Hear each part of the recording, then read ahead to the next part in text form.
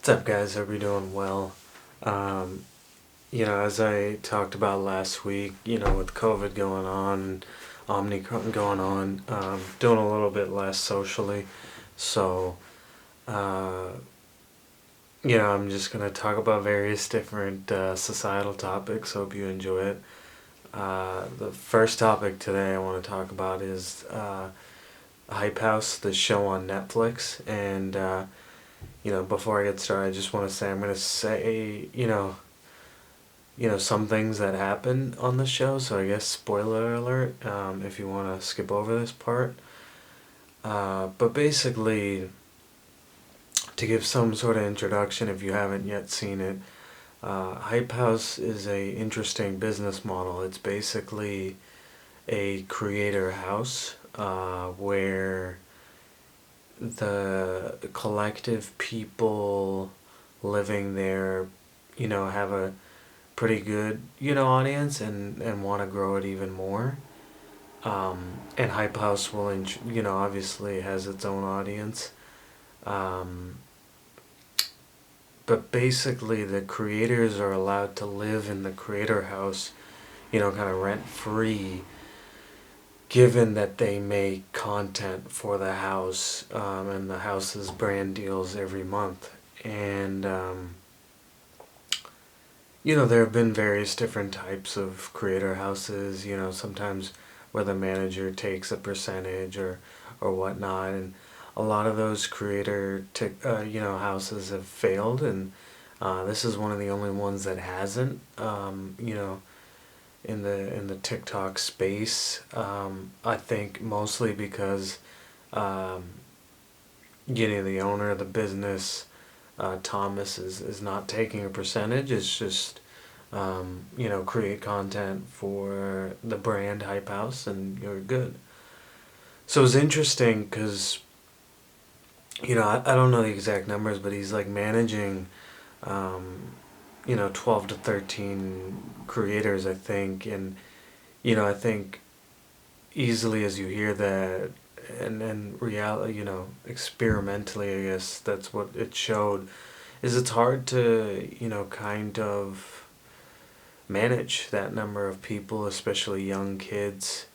Um, and, I think one of the tough parts that Thomas was finding was, people weren't making enough content for the house. Um, and that was a big stressor for him. And I definitely get that. With people having different things going on and innately, being selfish to whatever they have going on, whether it's their YouTube channel, you know, Chase, has music, Vinny has streaming, Nikita has, makeup. That's got to be their first priority. So it's pretty clear like why that kind of happens. Hype House in some ways kind of becomes a second priority. For me, and for anybody that's seen it, let me know if you disagree, but I felt like, and this is all constructive criticism. Obviously, I respect what Thomas and what everybody else is doing there. Um, I just felt like he could have set up a calendar, and, outlined, this day these creators need to make a TikTok for the house, or something like that. And um, that way, they're delegated and it's not like, certain people have been making content for the house and certain people haven't. You don't get into those arguments about who's doing enough work for the house and who's not. Um, and I think it just puts less pressure on Thomas to, it's just ingrained into the schedule that, this is your day to make content for the house. Um, I'll be honest, one of the things that surprised me really was the background stories of all the individuals. I'll admit, I thought that most famous TikTokers come from, um, richer backgrounds, and not that there's anything wrong with that, but I always just thought it was just like rich kids posting dance videos, and it's kind of the total opposite when you hear these stories. I mean, it seemed like, all of the creators at the Hype House kind of had some sort of tough home situation, whether it was, I think Alex lost his dad to cancer. Um, Multiple people had divorces. Um, Several people, obviously grew up poor or grew up in a tough neighborhood, um, with regards to, violence. Some didn't grow up at all with their mom or dad and were raised by their grandparents mostly. Um, and just hearing all of that, I gained a lot of respect, and it was a good reminder for me to not kind of, you know, go to stereotypes, right? And, just because I'm seeing certain, a lot of these creators, when they've sort of made it, that's not where they were, 4 or 5 years ago. Just because they're rich now doesn't mean that they were always rich. Um, and, I think this in general was a really good film on mental health. And, if, I doubt anybody from Hype House is watching this, but one of the takeaways that I really feel like they should, you know, do as an action step is see a therapist. Um, and I get it because I can see they're all young. They're all within that like 18 to 22 range mostly. Um, and they're all just kind of dealing with things, trying to deal with things on their own. I'd be really interested to see how they do if they sought professional help like a therapist. I think it would help a lot of them. Because you can just see it, in the episodes recorded. Like people use different coping mechanisms like humor or compartmentalizing. But like you also see the breakdown moments of like, the stress of not dealing with something, hitting a big, hitting them big, eventually. And I just think processing that trauma or talking about that time or those bad times with someone, I think would help them tremendously. Um, and it gave me a little bit more respect for, I'll just be honest. I mean, you tend to get jealous of people that seem to have it easy, and I've always, you know, it's bad. I try not to judge, but you kind of get jealous that you know of like you know content creators that have made it big. And one thing I think this um,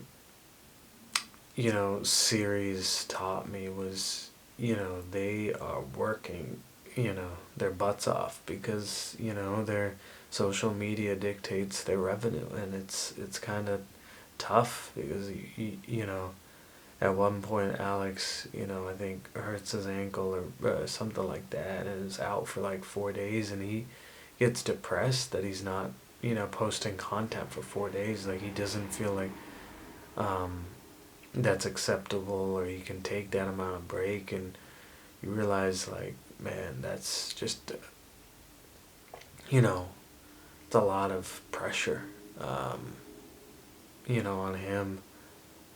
um, and you see how, when social media is your business, how it infiltrates your relationships and can cloud things, um, like doing videos just for good clickbait, or can put a stressor on, the actual, people that might be in a relationship. Like, and are we doing this for social media, or is this actually, you know, for us? I don't know if I explained that well, but Cobra and Alex, Alex does like a fake wedding, and Cobra has some trouble with that because, it almost seems too real, and she doesn't want to, make light of a wedding and things like that. And so, you have to balance that. And I think being canceled is another big balancing thing that they had to do.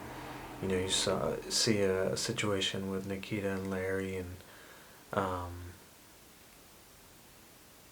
yeah, I don't know. It just gives you good insight into, you know, for all of us that don't do it. I think we look at them and we're like, oh, it's so easy. But in many ways, obviously they have a lot of great, means and benefits of the lifestyle they live. But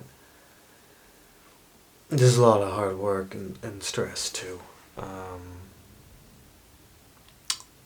One thing that really stood out with me was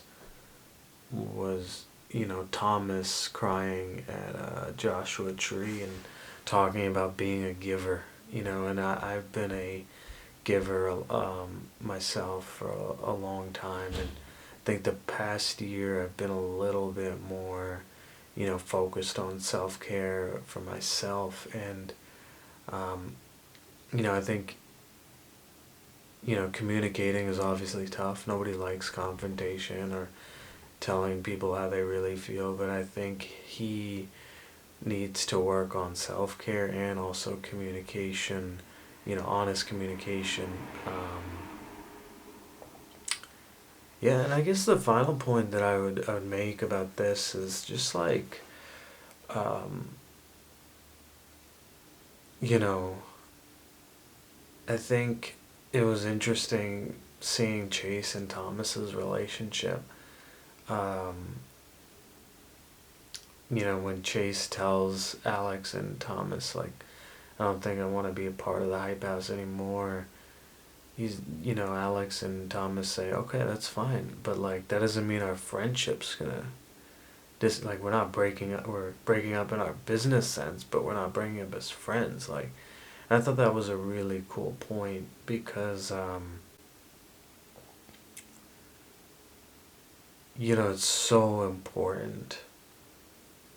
I think just in life to never let life be put on the back burner, right? Um, obviously business is important, but in so many ways, life is the ultimate importance, and I'm glad that they said that friendship would always be there. Um, Let me know what you think if you end up watching it, and yeah, thanks for tuning in, guys. Appreciate it.